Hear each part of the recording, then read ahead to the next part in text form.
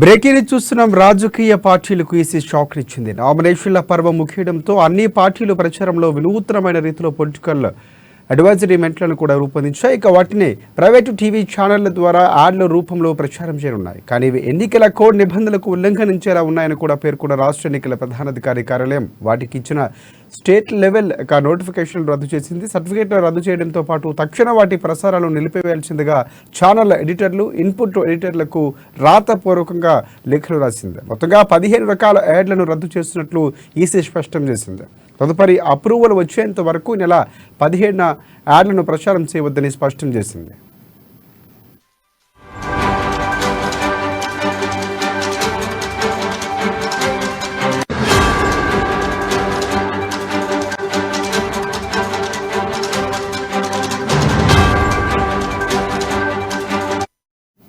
Breaking చూస్తున్నాం. రాజకీయ పార్టీలకు ఈసీ షాక్ ఇచ్చింది. నామినేషన్ల పర్వం ముగియడంతో అన్ని పార్టీలు ప్రచారంలో వినూత్నమైన రీతిలో పొలిటికల్ అడ్వర్టైజ్మెంట్లను రూపొందించాయి. వాటిని ప్రైవేటు టీవీ ఛానళ్ల ద్వారా యాడ్ల రూపంలో ప్రచారం చేస్తున్నాయి.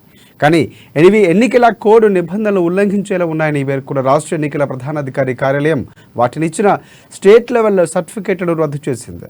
తక్షణ వాటి ప్రసారాలను నిలిపివేయాల్సిందిగా ఛానల్ ఎడిటర్లు, ఇన్పుట్ ఎడిటర్లకు రాతపూర్వకంగా లేఖలు రాసింది.